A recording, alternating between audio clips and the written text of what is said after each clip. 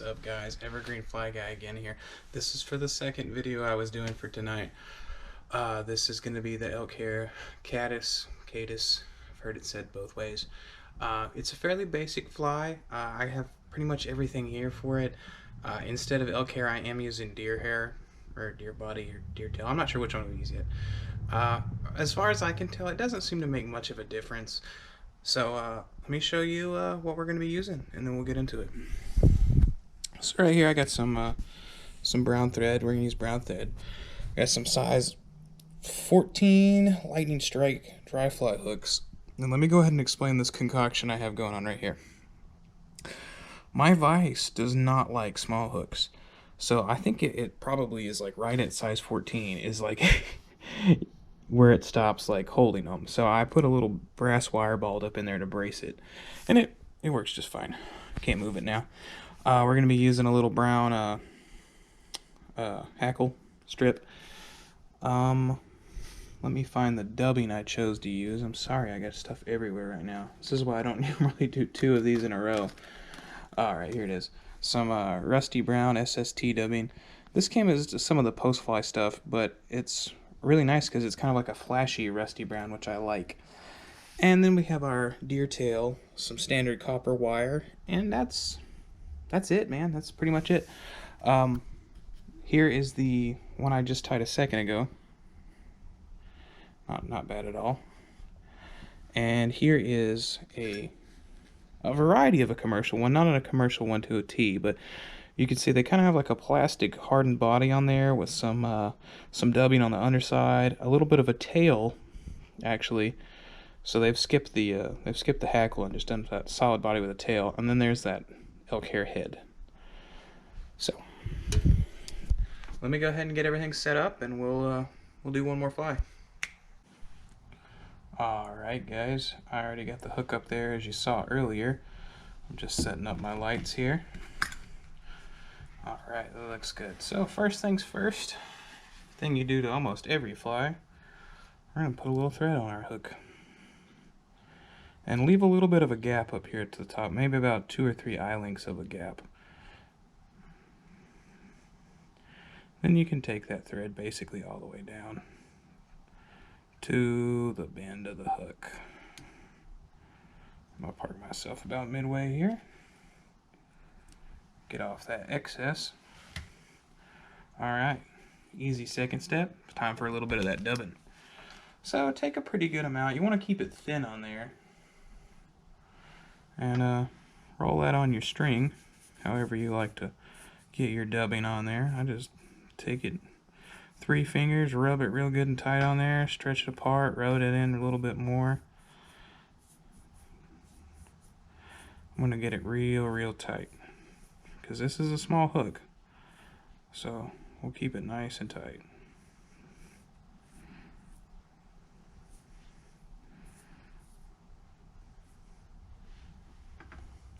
My apologies, guys.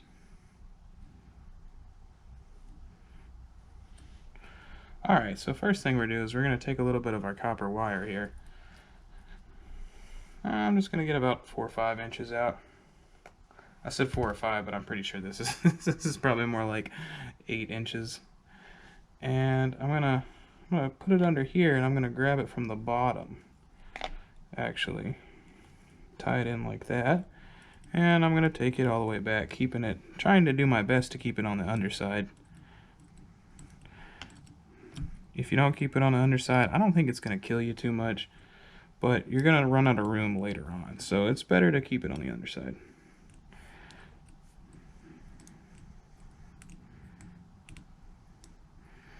Alright, now I'm nice and back there. I'm going to park myself about midway again. No big deal. I think my copper wire stack here is getting in my way a little bit. I'm going to try to trim it out just a little bit. Or push it down, whatever gets it out of the way. Alright, I think that got it out of the way. Now we're gonna pull that copper wire out of the way. And we're gonna take this rusty brown dubbing, and I'm just unfurling it a little bit so I can put it on here.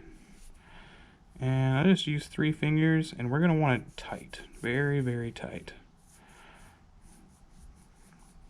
So, just take that on there.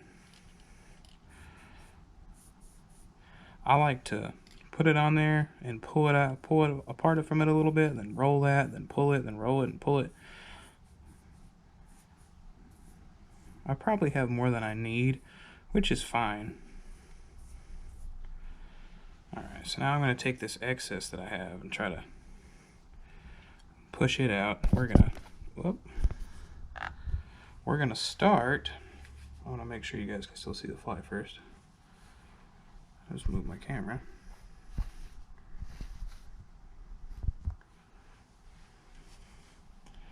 Alright. And we're going to, without hitting my camera, we're just going to keep it even. Gosh, there we go again. And I'm going to work my way down the hook shank with it. Keeping it pretty tight with itself. Unfortunately for me, I'm actually really struggling right now to keep this all tight together. So I'm going to have to take it out a little bit. I'm going to try tightening up my thread a little bit here. See if that helps me stay on it. If you can't tell, I don't tie a lot of well, I don't want to say super small because this is not super small by any means, but relatively small flies. And it's actually really hard for me because I'm not working with a lot of room, and I want to keep you guys a good angle on the fly. So if when I have to move stuff like that, it just kind of loses quality. But I don't think I'm going to get the dubbing on unless I move the camera back. So,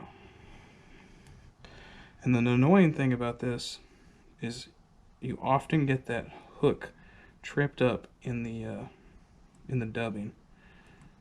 So watch that. And you're just taking it back up to where your thread's at. Once you get to where your thread's at, you can pull any excess off if you have excess.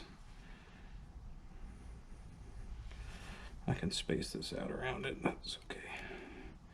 And then I like to come down on it just a little bit to keep that dubbing locked back and to really know where my head's at there. Gosh, I'm so out of room here. Alright. I'll set my thread there. There we go. And now my dubbing's kind of loose and frizzled, which is what I was hoping to avoid, but it happens. So I'm just going to trim it up. It's no big deal having to trim it up.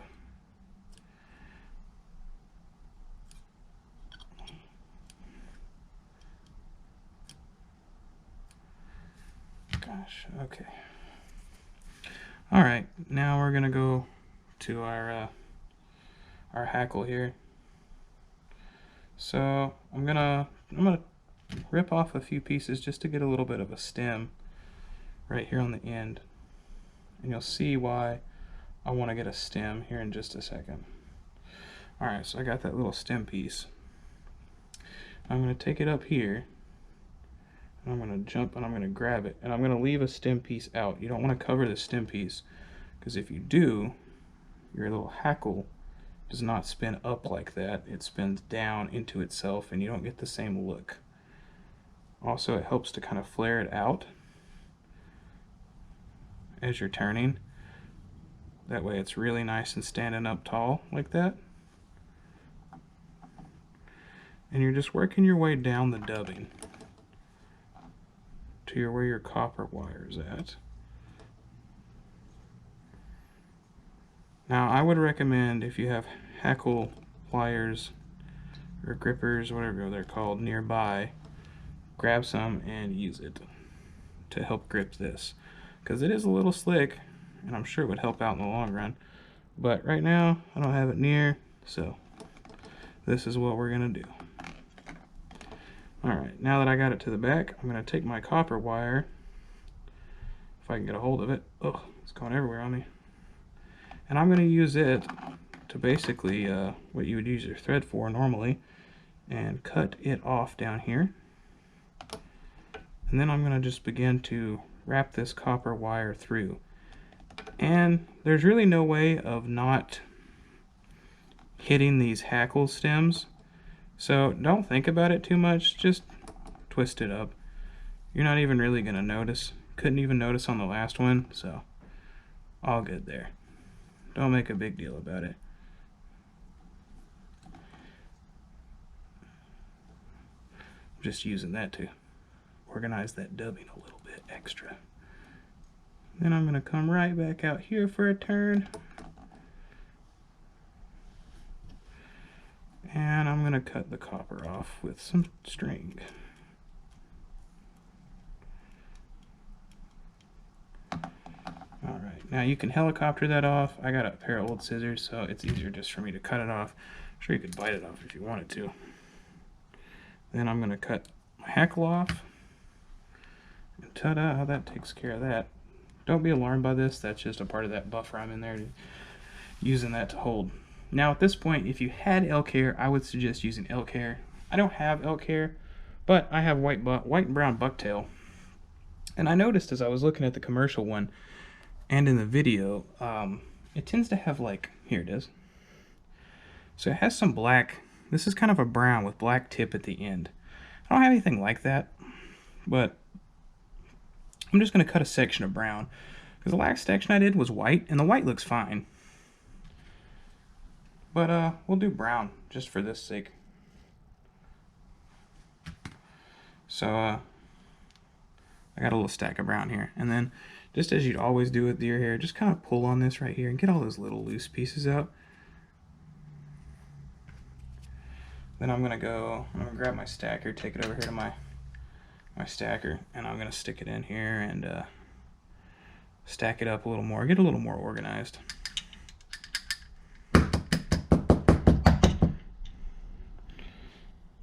Alright. Yeah, good. Lost a few pieces we didn't need there. And then I'm also, because I'm using bucktail, if you're using elk hair, you don't really need to know this because your pieces are already going to be pretty close to size.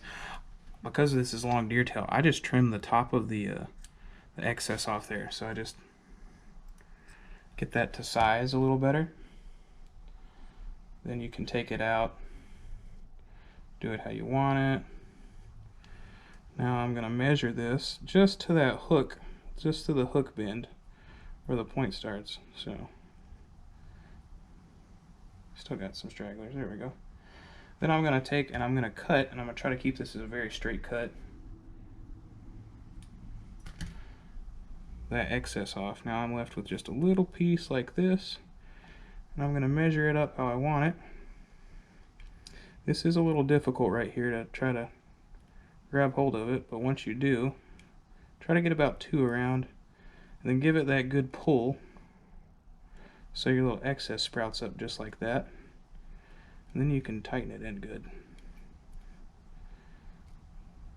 Just good tight turns. And then go ahead and grab your whip finish tool.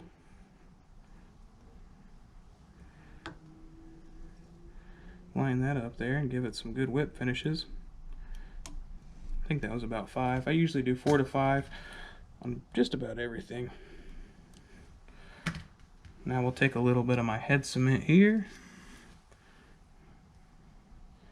Actually, real quick before I take the head cement, I'm just going to clear some more of this wild dubbing. We hit the jackpot for wild dubbing.